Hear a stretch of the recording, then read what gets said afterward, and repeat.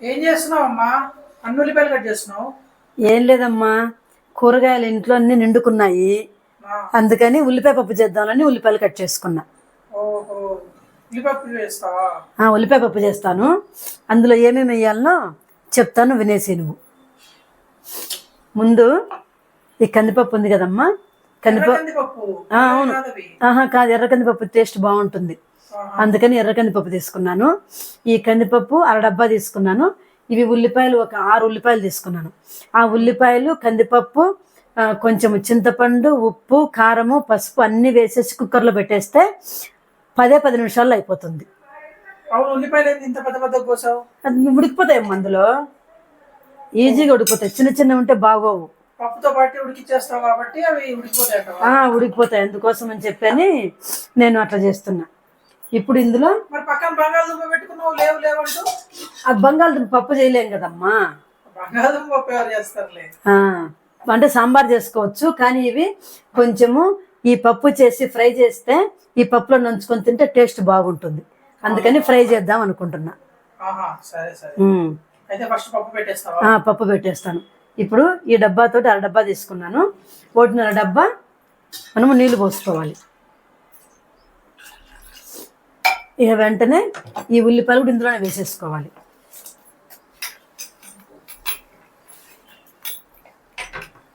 Already కడిగి పెట్టావా పప్పు? కడిగి పెట్టానమ్మా, కడిగి పెట్టేసి వేస్తున్నా. ఇందులోనే కొంచెము కారం వేయాలి. అరడబ్బా పెట్టాను కదా, డైరెక్ట్ ఒకటేసారి అన్ని వేసేస్తున్నావు? ఉడికిపోతాయి, ఏం కాదు. 1.5 స్పూను కారం వేసుకుంటే సరిపోతుంది అరడబ్బాకి. తర్వాత ఏముండదు, విజిల్స్ వచ్చిన తర్వాత జస్ట్ విజిల్స్ వేస్తే వచ్చిన తర్వాత ఇంకా పోపు వేసుకోవటం అంతే. అంతే, పోపు వేసుకోవటం. ఇదిగో సరిపోను ఉప్పు వేసుకున్నాను. కల్లుప్పేనమ్మా, దాన్ని దొడ్డుప్పు అని కూడా అంటారు. అంటే ఇది కొంచెం ఆరోగ్యానికి మంచిదని చెప్పి వాడుతూ ఉంటాను నేను కల్లుప్పు ఎక్కువగా. కానీ యాడ్లో వాడు సాల్టే బాగుంటది, అయోడైజ్డ్, ఇది ఆరోగ్యానికి మంచిది, అది ఇదని చెప్తుంటాడు యాడ్లలో. అంటే యాడ్లలో చెప్తారు, వాళ్ళు యూజ్ చేస్తారని చెప్పారని. అది ఒక రకమైనటువంటి ఆరోగ్యకరంగా ఉంటుంది, ఇదేమో హెల్తీ ఉప్పు. ఇది రా సాల్ట్. రా సాల్ట్. అదే దీన్ని ప్యూరిఫై చేస్తారు. ఇది ప్యూరిఫై చేయరనమాట, నార్మల్. దీన్ని 3 రకాలుగా పిలుస్తారు. రాతి ఉప్పు అంటారు, కల్లుప్పు అంటారు, దొడ్డుప్పు అంటారు. 3 రకాలుగా అంటారు. ఇందులో కొంచెము చింతపండు వేసుకొని పెట్టేసుకుందాం. ఏం లేదమ్మా, ఇప్పుడు చింతపండు నానబెట్టాను. నానబెట్టి ఈ వాటర్ వేస్తా అందులో, కొంచెం చింతపండు వాటర్. అంటే చింతపండు అందులో వేసేస్తే మనకు పంటి కిందికి వచ్చి తగులుతూ ఉంటే దాన్ని తీసేయాల్సి వస్తుంది. అదే వాటర్ వేసామనుకో ఇంకా ఈ తొక్కలన్నీ తీసేస్తాం కదా, ఏ పంట కిందకి ఏమి రాదు, ఈజీగా తినేయచ్చు. అదే పిల్లలు అనుకో, చింతపండుది తొక్క వచ్చిందంటే అమ్మ తొక్కంత వచ్చిందమ్మా, ఎందుకమ్మా ఇట్లా వేసావు అని చెప్పాను అంటారు పిల్లలు. అందుకని ఇలా వేసేసామనుకో వాళ్ళకు తెలియదు, చింతపండు వేసిన విషయం కూడా తెలియదు పిల్లలకి. ఏదో అంత ఉప్పు కారము పులుపు అంతా బాగుంది అని చెప్పి అనుకుంటారు తప్పితే వాళ్ళకి చింతపండు వేసిన విషయం కూడా తెలియదు అనమాట. అందుకోసమని అలా వేస్తూ ఉంటాను నేను. అందుకని ఎప్పుడు అట్లానే వేస్తాను నేను. ఇప్పుడు బ్యాచిలర్స్ అయినా కూడా ప్రశాంతంగా ఎలక్ట్రిక్ స్టవ్ లో ఇది పెట్టుకొని చేసుకోవచ్చు కదా పప్పు. ఉల్లిపాయలు వరుక్కొచ్చుకుంటే సరిపోద్ది. అంతే, ఎలక్ట్రిక్ స్టవ్ చేసుకోవచ్చు. ఇది ఇప్పుడు అన్ని వేసాం కదా ఇందులో, తినడానికి టేస్ట్ చాలా బాగుంటుంది. ఎంత రుచిగా ఉంటుందంటే అంత రుచిగా ఉంటుంది. దీంతో పాటు టమోటాలు వేసేసి టమోటా పప్పు అయిపోయింది, అంతేనా? అంటే టమోటా పప్పు కావాలంటే అన్ని ఉల్లిపాయలు వేయరు టమోటా పప్పుకి, ఒక్క ఉల్లిపాయ వేసుకుంటారు, టమోటా ఎక్కువ వేస్తారు. టమోటా వేస్తారు. అంటే ఈ ఉల్లిపాయ పప్పు ఎప్పుడు చేసుకుంటారంటే ఇంట్లో ఏమి కూరగాయలు లేనప్పుడు కంపల్సరిగా ఉల్లిపాయలు ఉంటాయి కదా, ఉల్లిపాయలు లేకుండా ఉండవు కదా, అప్పుడు ఉల్లిపాయ పప్పు టక్కన చేసేసుకొని తినేయచ్చు అనమాట. దానికోసం ఉల్లిపాయ పప్పు చేసుకుంటారు. ఎల్లిపాయలు వేయరు. అబ్బో, అసలు బాగోదు ఎల్లిపాయలు వేస్తే. ఇందులో ఏమి వేయకూడదమ్మా, ఒట్టి ఉల్లిపాయలే వేయాలి. వేసా పసుపు, వేసా, నువ్వు చూడలేదేమో, చూడు పసుపు కూడా వేసా. పసుపు, కారము, ఉప్పు, చింతపండు, కందిపప్పు, ఉల్లిపాయలు, అంతే. ఇంకా ఇది స్టవ్ మీద పెట్టేస్తే 5 విజిల్స్ వస్తే సరిపోతుందమ్మా, మెత్తగా ఉడికిపోతుంది. అప్పుడు పోపు వేసేసుకుంటే అయిపోతుంది. 10 నిమిషాల్లో అయిపోతుంది. మనం అక్కడ నిలబడాల్సిన అవసరం కూడా లేదు స్టవ్ దగ్గర. విజిల్స్ వస్తే సరిపోదు, ఆపేస్తా. ఆపేసుకోవచ్చు అంతే, ఈజీగా ఉంటుంది అనమాట. ఇటుపక్క మనము పప్పు పెట్టుకున్నాం కదండి, అంతలోపు బంగాళదుంప ఫ్రై చేసుకుందాం. చూడండి, ఇలాగా బంగాళదుంప పొట్టు తీసేసి ముక్కలు చేసేసాను. ఇవి నీళ్ళలోనే ఉంచుకోవాలండి. వేసే 1 నిమిషం ముందు తీసి ఇందులో వేసుకోవాలి, లేకపోతే కండ్రెక్కిపోతాయి, నల్లగా అయిపోతాయి అన్నమాట. అందుకని వాటర్లోనే ఉండాలి. ఇదిగోండి, ఆయిల్ కాగిపోయింది. ఇందులో ఇవన్నీ వేసేసుకోవాలండి, బంగాళదుంపలన్నీ, ముక్కలన్నీ.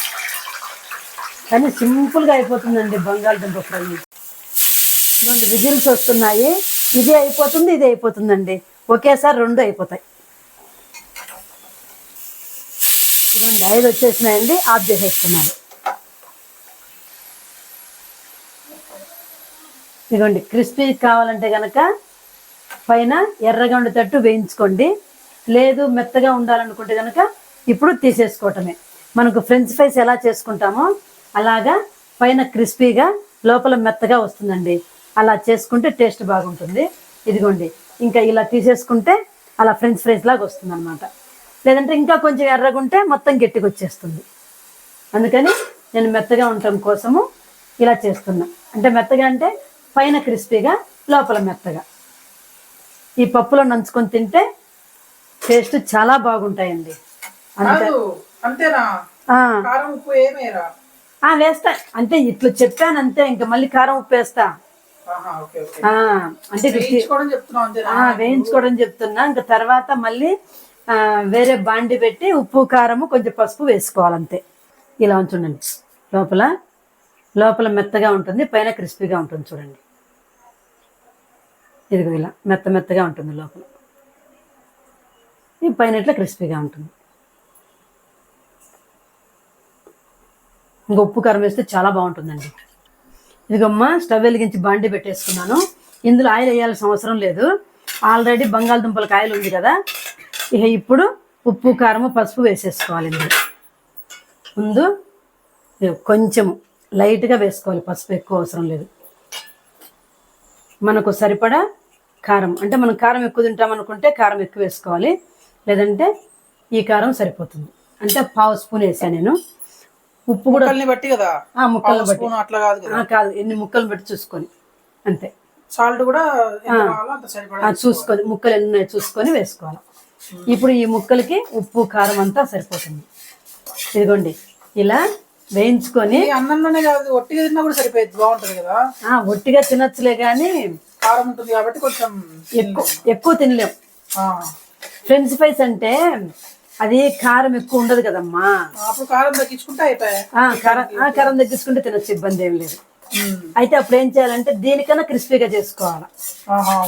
ఒట్టివి తినాలంటే దీనికన్నా క్రిస్పీగా ఐపీఎల్ మ్యాచ్ చూసినప్పుడు, లేకపోతే ఏదైనా మంచి సినిమా పెట్టుకొని చూస్తూ తినొచ్చు, స్నాక్స్ తింటూ అప్పుడు చిన్న చిన్న ముక్కలు చేసుకొని అట్లా చేసుకొని కొంచెము ఎక్కువ ఫ్రై చేసేసుకొని లైట్గా ఉప్పు కారం వేసుకొని చేసుకున్నారనుకో, అది చూసుకుంటూ ఇలా తింటూ ఉండొచ్చు అనమాట. ఎక్కువ ఉప్పు కారం వేసుకోకూడదు, లైట్ గా వేసుకోవాలి.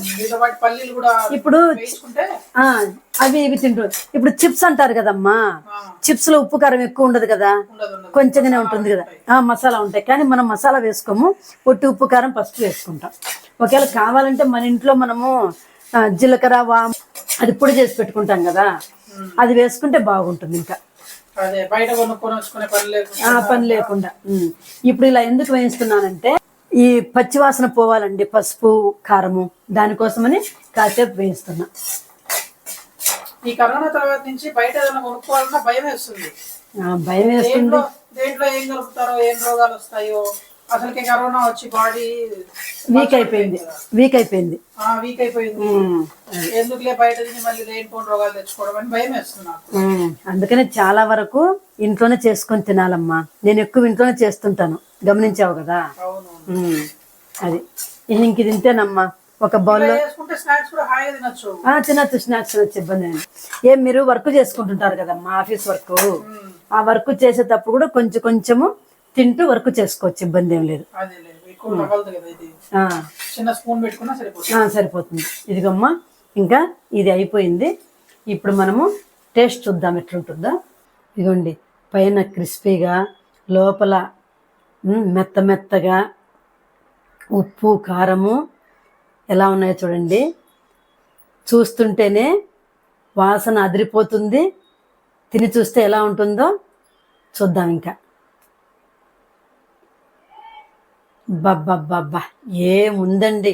ఉప్పుకు ఉప్పు, కారానికి కారము, బంగాళదుంప ఫ్లేవరు అదరహోనండి. చాలా టేస్టీగా ఉంది. ఒక్కసారి ట్రై చేయండి. ఎలా ఉందో కామెంట్లో తెలియచేయండి. ఇంతేనండి, బంగాళదుంప ఫ్రై 10 నిమిషాల్లో అయిపోతుంది. ఇంకా బౌల్లో పెట్టుకొని సర్వ్ చేసుకోవటమే. బంగాళదుంప ఫ్రై అయిపోయింది. ఇదిగోండి, పప్పు కూడా విజిలంతా వచ్చేసి అయిపోయిందండి. ఇంకా పప్పుకు పోపు వేసేసుకుందాం. ఇదిగోండి, పోపు అయిపోయింది. ఇక అన్నం వండుకొని తినేసేటమేనండి. ఇంకా పప్పు అయిపోయింది కదా, పక్కన పెట్టేద్దాము. మూత కూడా పెట్టేసేద్దాము. ఇంకా పప్పు ఫ్రై అయిపోయింది కదండి. రిలాక్స్గా కాసేపు ప్రశాంతంగా ఒక అరగంట కూర్చొని మనము తినబోయే అరగంట ముందు అన్నం పెట్టేసుకొని, అన్నం పెట్టుకున్న పక్కనే 4-5 ఊరమిరపకాయలు వేయించుకొని, ఆ పప్పు ఊరమిరపకాయలు నెయ్యి వేసుకొని అన్నంలో కలుపుకొని తింటుంటే ఉంటుందండి. అసలు ఎంత రుచిగా ఉంటుందంటే అంత రుచిగా ఉంటుంది. నాకు మాట్లాడుతుంటే నోట్లో బుబులు ఊరిపోతున్నాయండి. అలా ఉంటుందండి ఉల్లిపాయ పప్పు. మీరు ఉల్లిపాయ పప్పు చేసుకొని తిన్నారో నాకు తెలియదు, కానీ ఇలా ట్రై చేయండి. ఎంత టేస్టీగా ఉంటుందంటే అంత టేస్టీగా ఉంటుందండి. మరొక మంచి రెసిపీ తోటి మళ్ళీ కలుద్దాం. బాయ్.